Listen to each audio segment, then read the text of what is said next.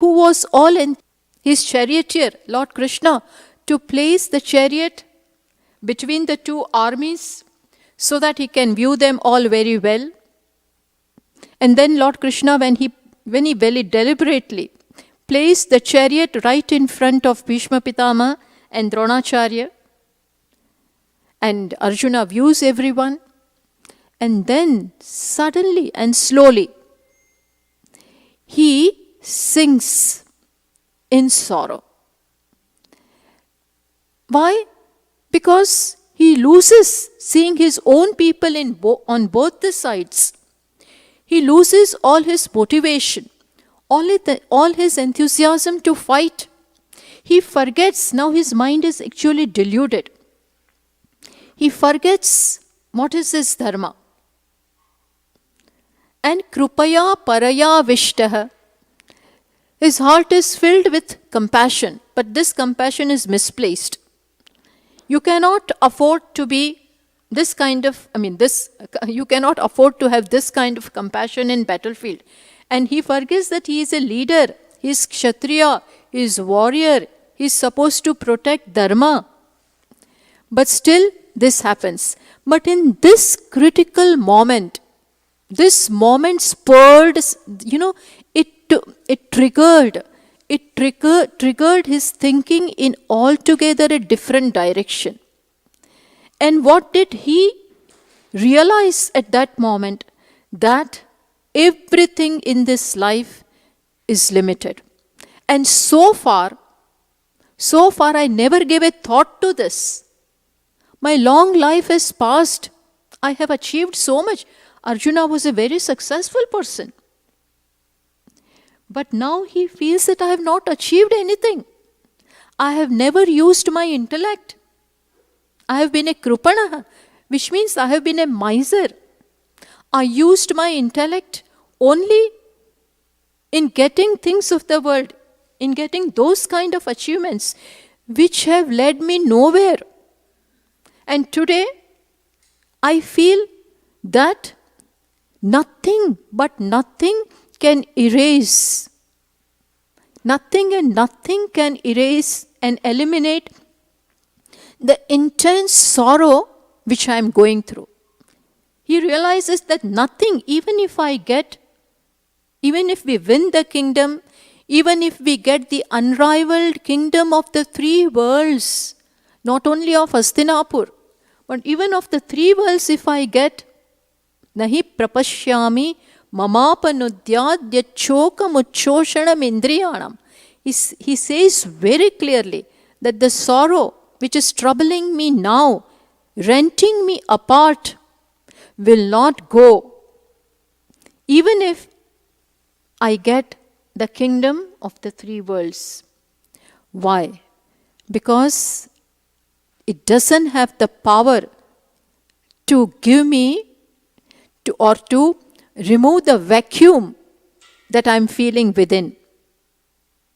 And that time, he realizes the limitations of all the achievements, and he says, now, in this, when he is surrounded or he is sunk in this topical problem, he becomes aware of a fundamental problem within himself.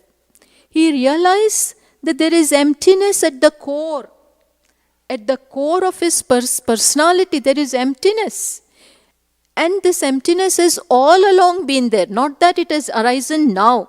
It was always there. See, in our life also, this we are not talking only about Arjuna. In our life also, this kind of emptiness is there. Unless we know the self, which is the source of happiness, the source of contentment, this unhappiness is bound to be there. Only the sad can become sad. He was always sad.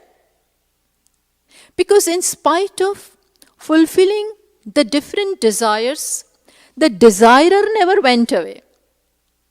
One by one, desires were fulfilled.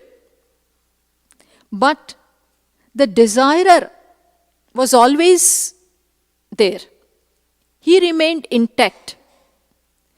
The objects of desire kept on changing, one after the other. But who was always there? The desirer. He never went. And today, Arjuna notices that, makes note of that. What about this? Why this emptiness? Why doesn't it go? What have I done in my life? So much of life has already passed. And I never gave a thought to this. And today, he faces it squarely. And fortunately, Lord Krishna is there before him. And it strikes to him that my charioteer has the answer to this. That also, then otherwise you don't come to know. Lord Krishna was there with him all along. He was his bosom friend. But it never occurred to him to ask this of Lord Krishna. And today, he stands still in the battlefield. He has given up his bow and arrow. And now, he tells Lord Krishna what? Yat shreyasyat nishchitam tanme bruhi. That which is definitely good in life, that which is going to give definite result, not bound, not subject to coming and going. Please tell me about that. I don't want anything less than that. I want that. This is what he discovered. And this is not the result, this is not a sudden thing. Only when you live a life in certain manner, then it culminates in this way. It doesn't, in every bosom, this question doesn't come. This kind of questions doesn't bother everyone. Ko nama bandha, in Vivek Chudamani, it comes, Shishya comes, the student comes to the teacher with questions, Ko nama bandha, Katamesha agataha. What is this thing called bondage? How did it come about? What is the solution to this? Who will ask such questions? In which bosom will it arise? Not in everyone. So that is also, when you live a life in certain manner, then it pays off. When such curiosity, when such jnana arises, then the life that you have lived so far is paid off. And here also, we find that this person is now, there is now dispassion, vairagya in such a person. He wants to now know what is the truth. Where is immortality? And then, when that happens, you are ready to give up. So, Shruti, Upanishad, this Upanishad, now is going to give us the Akhyayika, a story, the story of Yajnavalkya and his wife. By that, Upanishad says, Bhashyakara says, that sannyasa is implied. Sannyasa is not enjoined in so many words, but it is implied by the story or the anecdote of Yajnavalkya and his wife, the dialogue which takes place between them, which we are going to say, which shows that we have to be very clear. Shruti, Upanishad doesn't want you to just give up without thinking, but it is a need. See, there comes a time in life when you want to give time to yourself as to who you are, and that is our responsibility. It is our kartavya, duty towards ourselves. We have fulfilled to some extent and to large extent. We have fulfilled our duties towards others, gained a lot in life, but one thing is still left out. What? my responsibility towards myself. And what is that? What is that? That I should know myself. That is also a kartavya. And when person awakes to that, then he is ready to give up. Now see, you need not really give up. But definitely, we can live a life, a committed life, where we devote our maximum time, if possible, to our pursuit of knowledge, to finding out the real happiness. And now when it becomes clear, becomes clear that it is in the self, it is the self, the real source of happiness, then you can commit yourself to knowing that. And that is what Shruti is implying. Because now the use of karma is over. Karma is very important, very, very important. So far, it was the means to achieve what I don't have. But now I have realized that nothing can give me the satisfaction which I want. So, the need of karma is now over. As they say, vastu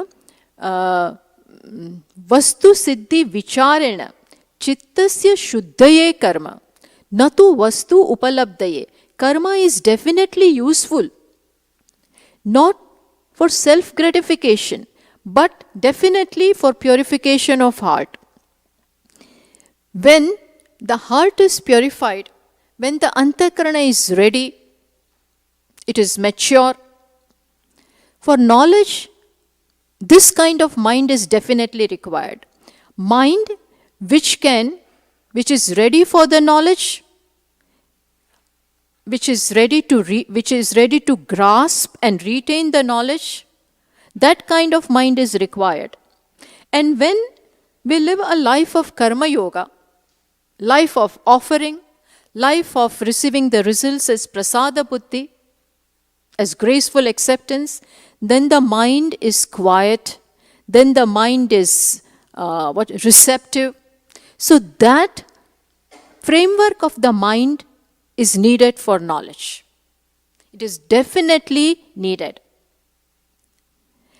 But when that mind is gained, now use it. Use that mind for the knowledge of the self. Knowledge of the self, as I said, requires a certain mind, prepared mind. But when that mind is gained through a life of karma yoga, through a life of prayer and attitudes and values, when that mind is gained, now use it.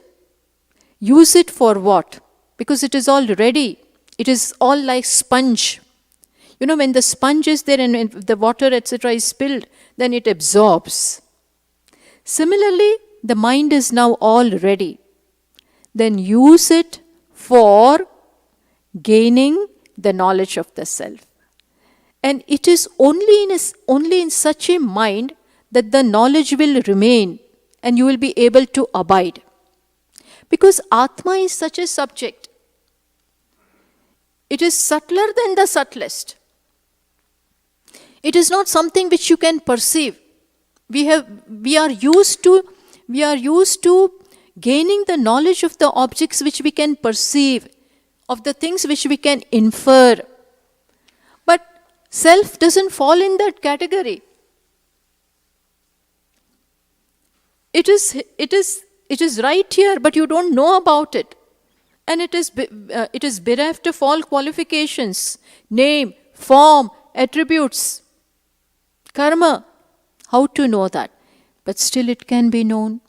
It definitely can be known because it is your very self. But for that, an equally subtle mind is required. Kathopanishad says, Drishyate tvagraya buddhya Sukshmaya sukshmadarshibihi. Atma is gudaha. Esha sarveshu bhuteshu gudotama na prakashate. Atma is definitely subtle and hidden in a place where you never even suspect. You never even suspect that I am that which I am seeking. Seeker himself is the sought. You never suspect. But it can be known, definitely be known by a mind which is equally subtle. And subtle means what? Pure. Subtle means what? It is transparent. It is pure. Neutralized. Totally neutralized of all the raga, dvesha, kama, krodha, lobha. All these impurities have left. And in the wake of that, mind is now all pure. In this, it is such a mind which can reflect the self, which is right there. Just as the mirror can reflect my face, when I want to look at my face, mirror is the medium. Mirror is the means. But when can that mirror reflect my face? When it is clean. When you have scrubbed it well. Only then and then it will reflect. Similarly, when will the mind be conducive? When it will become a means to know the self? When it is clean. Clean means pure. Plus focused. All focused. Sharp. This kind of mind is imperative. But when that happens, then you can give up if you want to. You may not literally by form take sannyasa. Need not. We are not asking anybody to give up their homes. No. But definitely where you are, you can live a committed life. Your goal should be very clear to you. For a mature person, there are no more choices. It is choiceless for them as to what I have to do in life. Only to an unintelligent person, there are many choices. That let me do this, let me take up this for some time, then this. Goals keep on changing. When you are not mature, when you are not intelligent, today this, tomorrow that, nothing wrong with that. But still, things appear promising to you. Things and the world appears promising. As long as that is there, my mind has not become introvert. It has not gained the direction. And so it meanders in life, in samsara, today there. But we are talking of a mind which is like a river with two banks, clear-cut banks. Now this river flows directly. There are no islands in between now. You know, when the river doesn't have a bank, you find that it is like a big ocean, and in between there are islands. So the energy or the flow is scattered. Similarly, in our mind also, when the goal is not clear, this is what I want in life, and this is where it is, when this is not clear,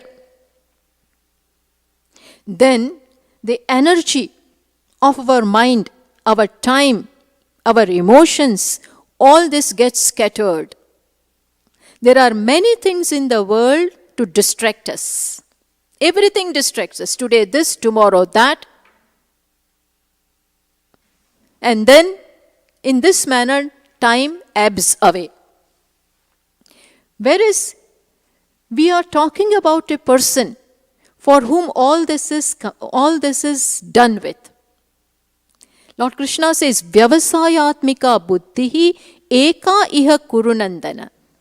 The determination is one. The goal is one. And now the path is also clear. For this person, the goal as well as the map leading to that goal is clear.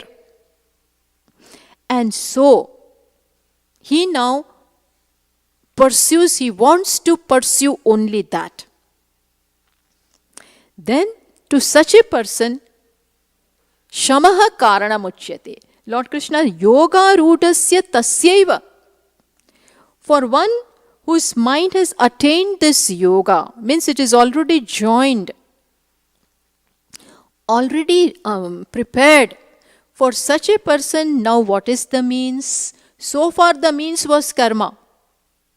Karma yoga, that was the means. But now for the same person, tasyaiva, so far he was living a life of karma yoga. But as a result of that, and the mind is all ready, prepared. For the same person now, what is the means? Lord Krishna says, Tasyiva shamaha karanamuchyate. Now the means is shamaha. Shamaha means now you pursue your goal, giving up all the other commitments, all the other preoccupations which were so far occupying you, you give up that. You can now. Otherwise, this cannot be told to everyone. Everybody cannot be said that you can, at the exclusion of everything, you follow a life of Shravanam, Mananam, Nididhyasanam. Everybody cannot be told this. Do whatever you are doing. The general instruction will be, do whatever you are doing. Perform your duties. And along with that, you can pursue the knowledge of the self. Do Shravanam, Mananam, Nididhya. You can do that. But there are exceptions. There are some exceptions to whom Shruti can say, you can give up. Not to everyone, but to some. Because for such a person now, karma has fulfilled all its purpose. All its purpose is fulfilled. And in such a person, karma can now become a distraction. Why? Because now he is all ready. And then karma also has its own demands. Action has its own demands. Duties have its own demands. And when we have so many duties, then they also, when we fail to perform them, then there is some guilt feeling. Because when you don't do what you have to do in a life of householder, when you are in your homes, when you don't do what is to be done as a part of your role, as a part of your duty, then you may not do it, but then inside there will be some guilt feeling. I did not do it. Today I failed to do it. So that also becomes a distraction, understand. When there is something, the compulsion that I have to do, this have to business, that I have to go, I have to do, that also becomes a distraction now for this person. You understand what I am saying? For this person who now wants all his attention in knowing the self, in listening about the self, that is what he is all now ready for. For such a person, now karma can become a distraction. Sense of duty can also become a distraction. That also can disturb him. I'll give you an example. That when we are meditating and suddenly we remember, no, still cooking is left. So then in that, I have to do this, pack his lunch box, this, etc. So many things. Or say if we talk about, we can give you other example also. I want to today, I'm all enjoying. I want to listen.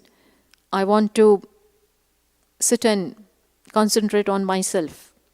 At that time you remember that that deal is to be done, that letter is to be written, I have to meet that client. Then that will not allow you. There is a distraction. It will make you get up.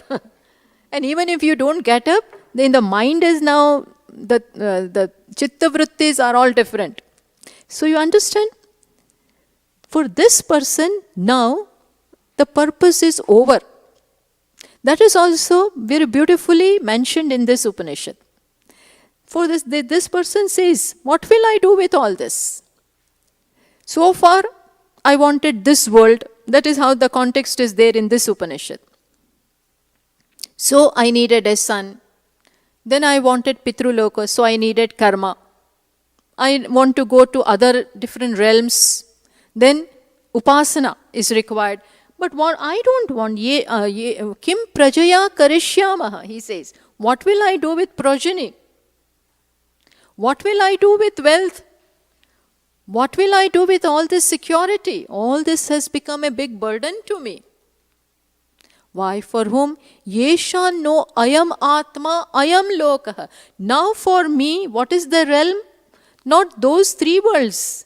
But what is the realm where I want to abide? Atma lokaha. Yesha no ayam atma ayam lokaha. For me, what is the use of all that? It has its place, wonderful.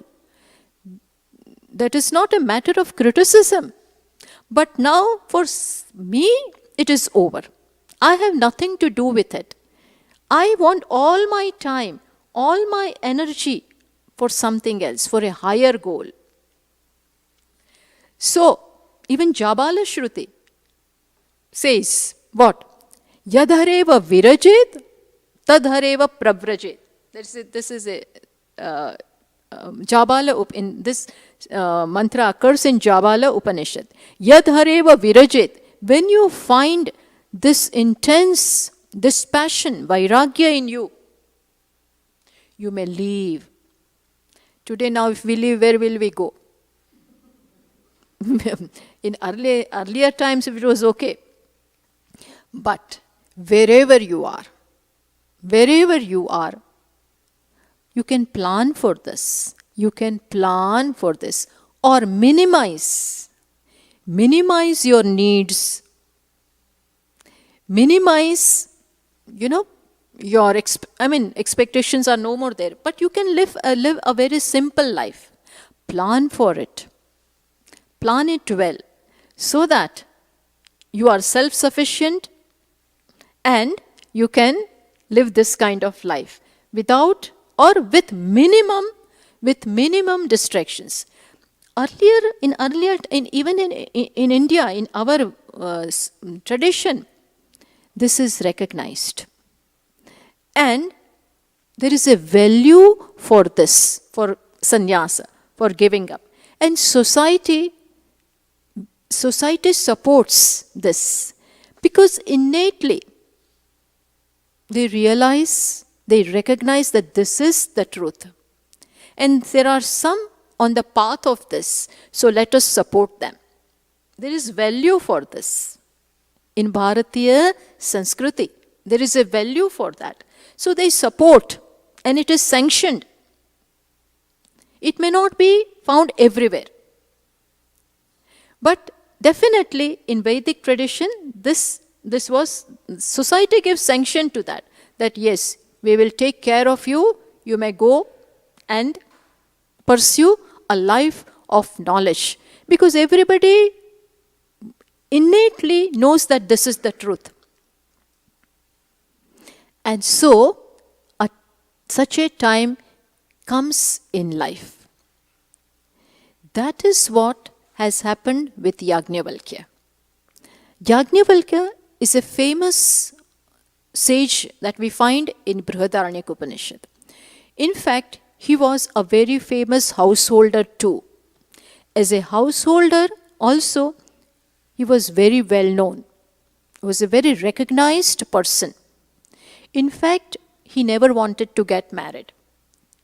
But his teacher is supposed to be, he had many teachers, he learned from many of them. But one was God's son. Surya Devata was his teacher. And Yajnavalkya was perfect in everything, in Karma Kanda and in everything. So after having learned from him, when he's ready to give dakshina, at that time, Surya Devata said that may you enter into the life of householder, grihasthashram. You take up that. Yajnavalkya didn't want it. Why? But because he was an accomplished person. He is a person who can even lead society. So, for that reason, set an ideal. For all that, Surya Devata wanted him to take up the grihasthashrama. So he was a married person. And he had 2 wives. One is Maitreyi and other is Gargi. Having lived this life for a long time, then Yajnavalkya ji one day decides to give up. This is the story. This is the anecdote that is told here. And then a dialogue occurs between him and his wife, Maitreyi. But Shruti, Upanishad here tells us that this anecdote, this Akhyayika of Yajnavalkya and his wife, the dialogue between them, is given by the Shruti to enjoin sannyasa, to show the importance of living a committed life. Because that is what Yajnavalkya ji is doing. And through that, through his story, Shruti is implying sannyasa.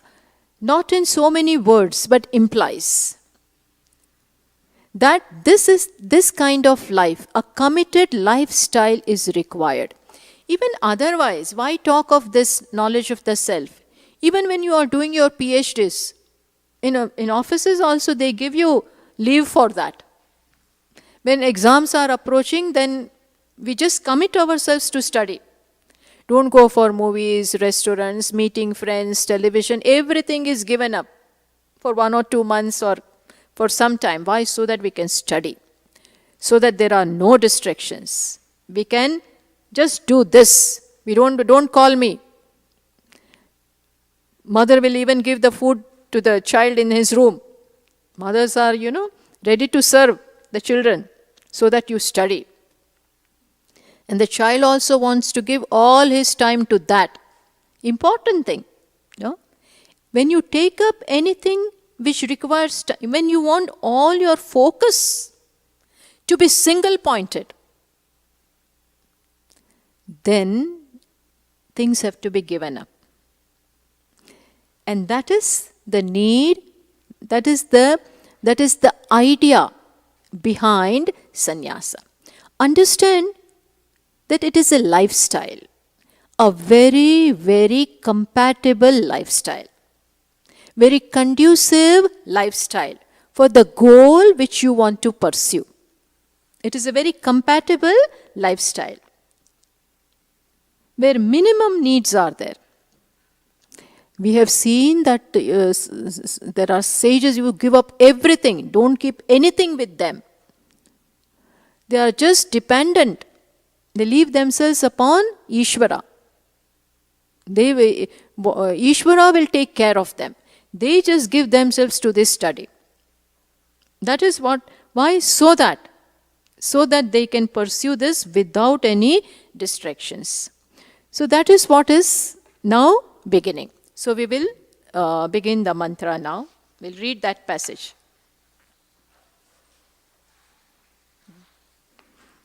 The very first, on page number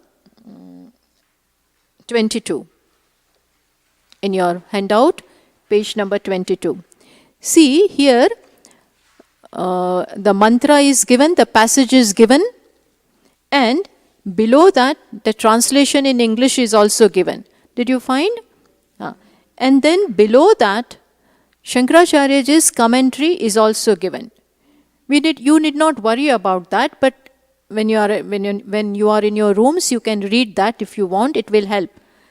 But we will be discussing the passage. So, I am reading that. You repeat after me.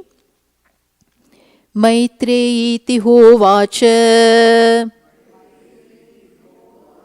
Yajnavalkya Udyasyan va are ahamasmat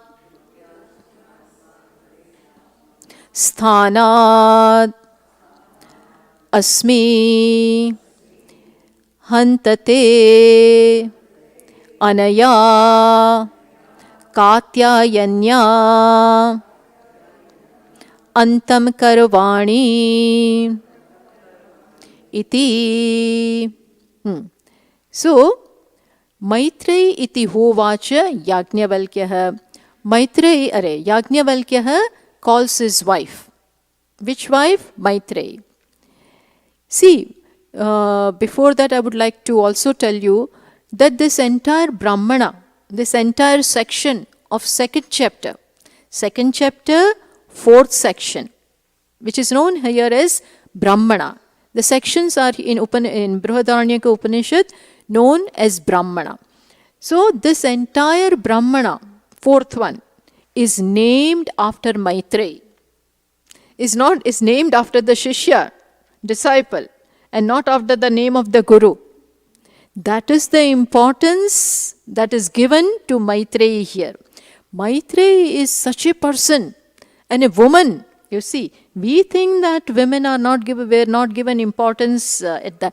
But in Vedic times, there were some women very intelligent. There is another woman who occurs in this Upanishad itself, Gargi. You must have heard about her. Maitreyi and Gargi, they were women of knowledge. Atmajnani. Maitreyi is also such a woman, and there was another, Gargi. She defied Yajnavalkya. She posed many questions before. She herself was that knowledgeable. So, this is the importance. Just as in Chandogya Upanishad you find Shvetaketu Vidya. Actually, his father, Shvetaketu, is a student. And his father, Uddalaka, is his teacher in Chandogya Upanishad.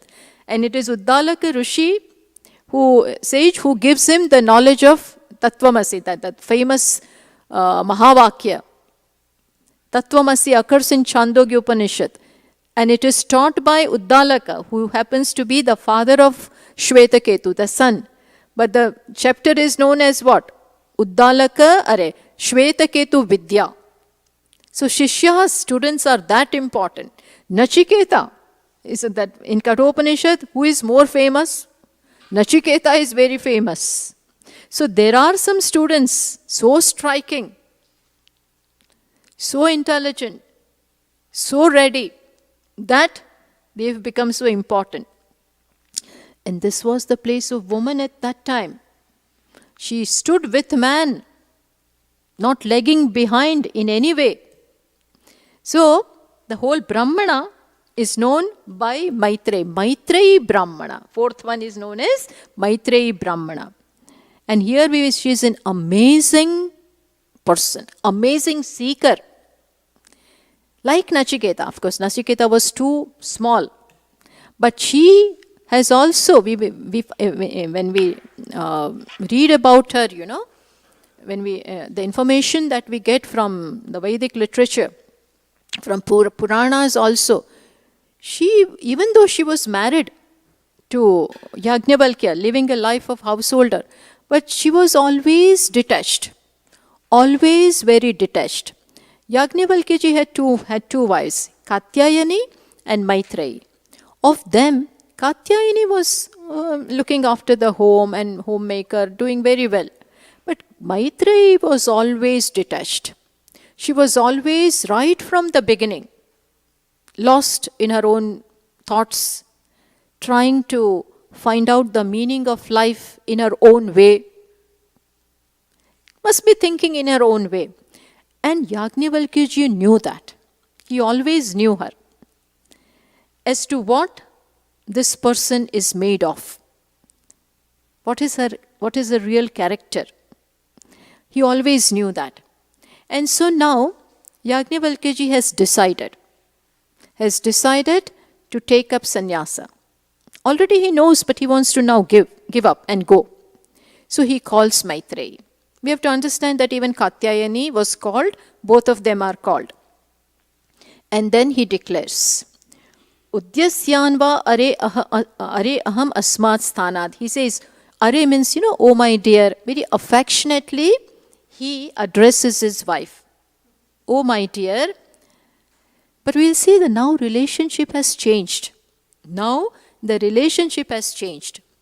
He very dearly calls her. He says, oh my dear, and declares that now I desire to, I wish to, I'm going to renounce this life. Udyasyan means I want to go above this stage of life. The stage of Garhastya, the householder, is one stage. See, in our Sanskriti, beautifully, first stage of life, roughly our life is divided into 4 stages. Brahmacharya, life of study, going in Gurukulam and serving the teacher and getting the knowledge of Vedas. Then you take up the life of Grihastha, householder. Then you mature from that also. Then take up the life of Vanaprastha, where both of them leave samsara, both of them leave the home, and together they become friends, and together they follow life of austerity and worship. Each stage, if you live intelligently, prepares you for another one. Each stage of life is meant for growing. And then, after Vanaprastha comes life of sannyasa, means giving up. Now pursuing only knowledge, Brahma Vidya. Joining through Brahma Vidya. Then, why you take up sannyasa? So that even sannyasa should make you sannyasi. Sannyasa also is a life or a means taken up so that you become sannyasi. Sannyasi in the absolute sense of the word. See, understand, Atma is already sannyasi. Atma doesn't have to become a sannyasi. When can you give up something? When you have first taken up. If I am holding this, I can give up. Give up, Swamini. But if I have never taken it up, then there is no question of giving it up. What is the nature of Atma? Atma is beyond karma. Atma never performs karma. Atma is already a sannyasi. Doesn't hold anything. Is already free. Free from karma. Free from samsara. But to know such a nature of the self, understand, to know this nature of the self, which is all asangaha, all unconnected, free from any kind of connections, to know this nature of the self, you take up a life which is called sannyasa, where you formally give up actions so that you can now, without any guilt feeling, without any demands upon you, you can pursue this life. So our society gives the sanction for that. Therefore comes formal vidhi of taking sannyasa, which is actually called vividisha sannyasa. Which is actually called what? Vividisha sannyasa. Where sannyasa is taken. You officially go through the vidhi to take up this life. Where sannyasa is taken to know Atma, which is already a sannyasi. Understood? So that is called vividisha sannyasa. Where even sannyasa as a lifestyle becomes a means. Atma is already sannyasi. Everybody is sannyasi in that sense. Everybody is already a sannyasi, whether they know about it or do not know. Why? Because even if you take yourself to be a jiva or a person living life of grihastha or anything, you are a sannyasi as far as the nature of Atma is concerned. Because Atma is already sannyasi. But one who comes to know this, And one who abides in this is called what? Vidvat sannyasi. Is called what? Vidvat sannyasi. Vidvat sannyasa means what? A person knows that Atma is free from everything, totally nirguna, nirakara, nirvishesha, no karma, nothing, already free, and abides in that. He has nishtha in that, which means he doesn't now have to remember that I am this, I am so. He is already abiding in that. In that sense, when this knowledge, when you abide in this knowledge, it is called what? Vidvat sannyasi. Understood? The difference between Vividisha sannyasi and Vidvat sannyasi. Vidvat sannyasi need not, it is not necessary that you must have certain robes. You can be a Vidvat sannyasi even in the life of, in any life. Janaka was like that. In history we find Janaka, it was called what? One of his names was Videha.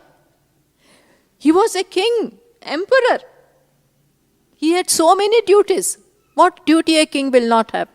But still, he was famous as what? Videha. Why? Because he knew, I am sannyasi. I don't do anything. I don't perform any action. In my presence, everything is happening. I don't do it. Very clear. Not for a single moment did he identify with the body. Yes, his mind was working, even ruling the kingdom. Whatever was to be done, he was doing it, but still remaining Atma. He never identified. Karmani akarmayah pashyed. Karma is being performed by the body. Very clear. It was very clear to him. I don't do. Bhagavan says, Lord Krishna says in Bhagavad Gita, who is a man of knowledge? Karmani akarmayah pashyed. When the karma is going on, when the body is performing, mind is thinking, speech is speaking. Even then, see, I am speaking, but Atma is not speaking. In the presence of Atma, the words are coming out. You are also, ears are listening. What is the truth? Ears are listening. Eyes are looking at me. You are not looking. Who is not looking? Atma. Atma is not looking. Eyes are looking. In the presence of the self, eyes can do whatever it has to do. But Atma remains what? No action. Action, for action to happen, first of all, desire has to be there. Plus, my hand can go from here to there. When? I can pick up this. It is here. And I can pick up. This is called action. But, because my hand is not there. My hand is here and not there. So I have to pick it up. But this much space is there which I cover. Hand is able to cover because it's not there. For Atma, think. It is all pervasive. Where will it go? Where will it walk? Where will it do something? You understand what I am saying? There is nowhere that Atma is not. Plus it doesn't have limbs. No desire, no limbs, no space to do things. Nothing but Atma. Atma pervades in and through space. The gati is possible from one place to other because I am not there. I am here. From the room I came here because I was not here. But for Atma to come, self to come, can it come? The body came. The personality came. But Atma, always there. You understand? So, one who knows this is a real sannyasi, abiding in the nature of Atma. But, understand, to become such a sannyasi, you can, if you wish, lead a life which is compatible to knowing this. Understood? And that is called Vividisha Sannyasa, where certain seekers, formally, gurus if they see that it is okay, prepared mind, then the vairagya is there. So it is safe to formally give them this sannyasa. So that now they can live a committed lifestyle, culminating hopefully in knowledge. You see? So, Yajnavalkya ji is now, he wants to do this, so that he can totally now commit himself. So he calls his wife and says, I want to now grow. I want to now rise. Udyasyanva are aham asmat sthanat. I want to now arise from this present sthana, grihastha and rise to sannyasashrama. And for that purpose, I now divide.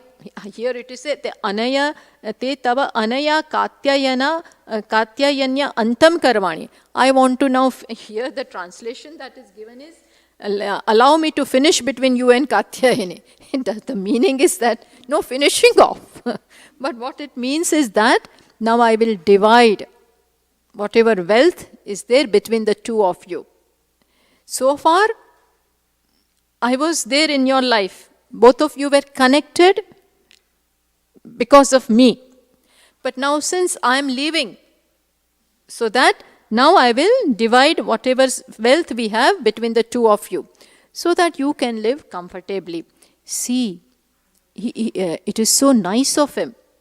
And this shows that he is a very, very responsible person. Not just walking away.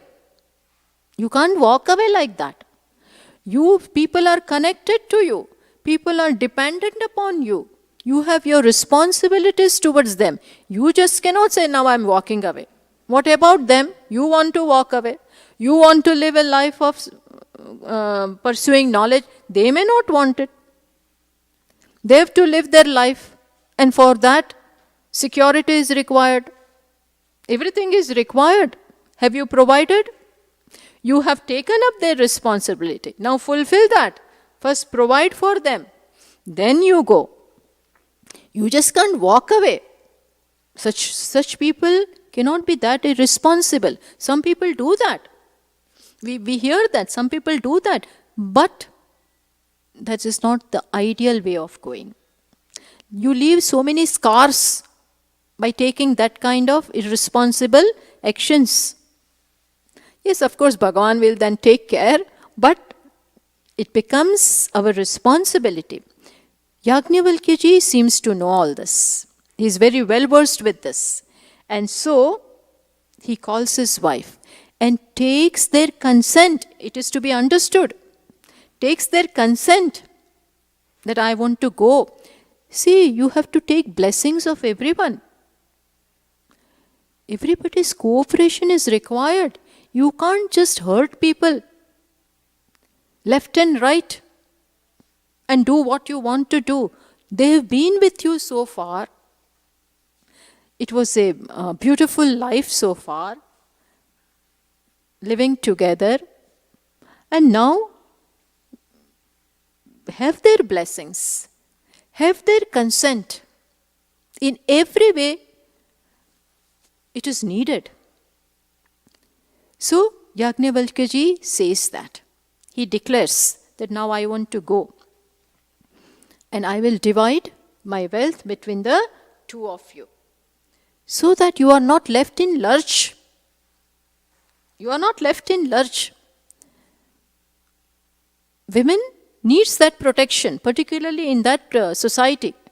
So, I should be responsible for that. So, he does that. And it seems Katyayani was happy with what she got and she leaves. That's fine. But as I said, Maitreyi was different. All along, she was a different partner. See, you have relationships at different levels. When two people are together, different relationships are at different levels also. Maitreyi enjoyed a different relationship with Yajnavalkya.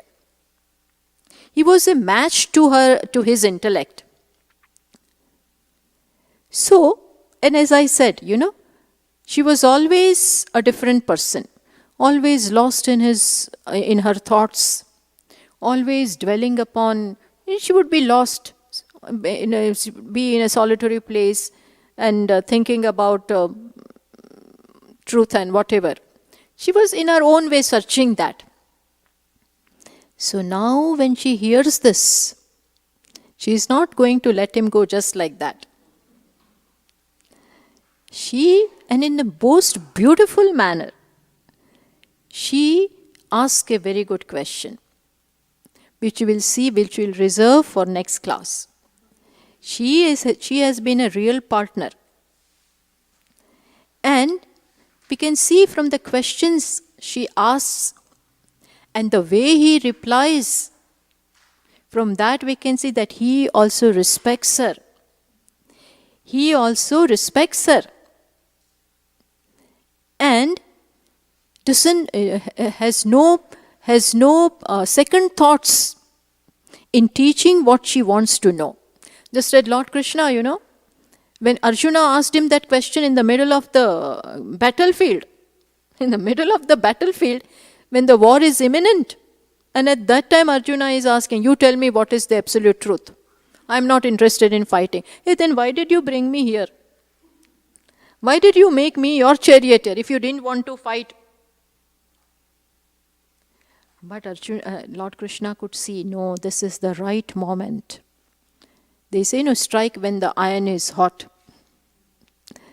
Lord Krishna also saw that. Yes, now the mind is all ready. Arjuna, even if I will ask him to fight, he will not be able to fight unless this question is solved. And this is what life is meant for. Life is meant for this. And when that time has come, there is no reason to delay. Why should you postpone it? Not tomorrow. You first finish this fighting, then we will talk in some other room. In tent we will talk about this. No. Bhagwan, Lord Krishna was perhaps waiting for this day, was waiting for this moment as it were.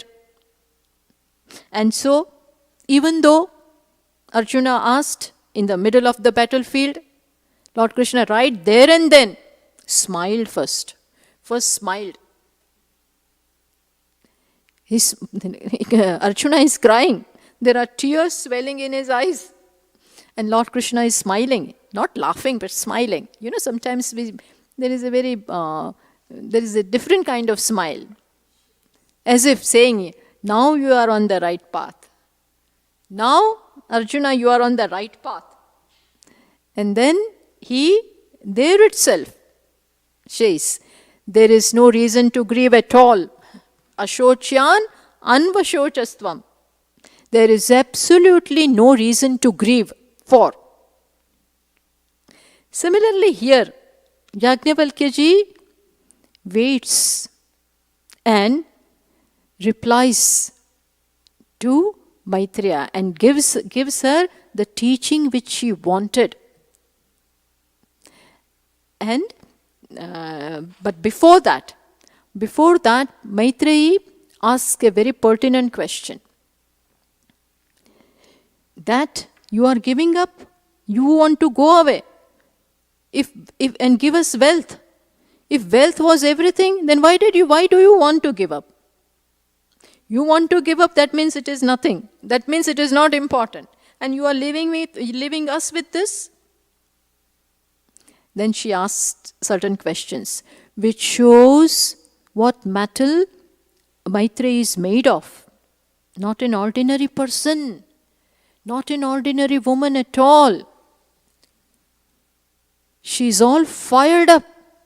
Already. She is already a renunciate.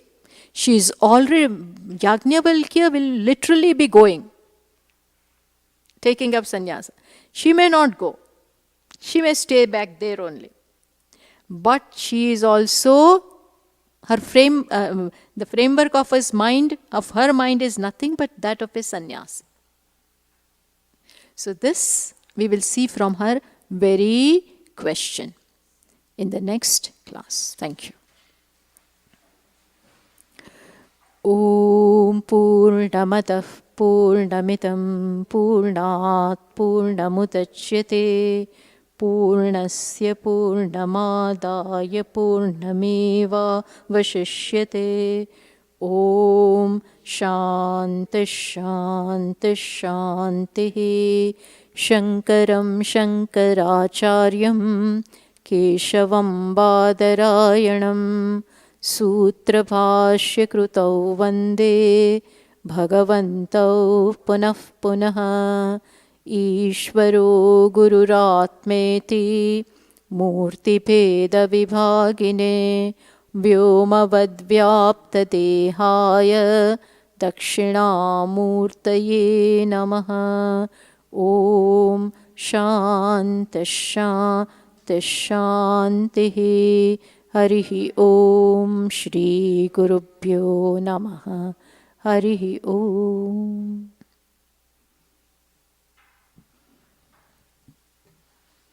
So there will be arti.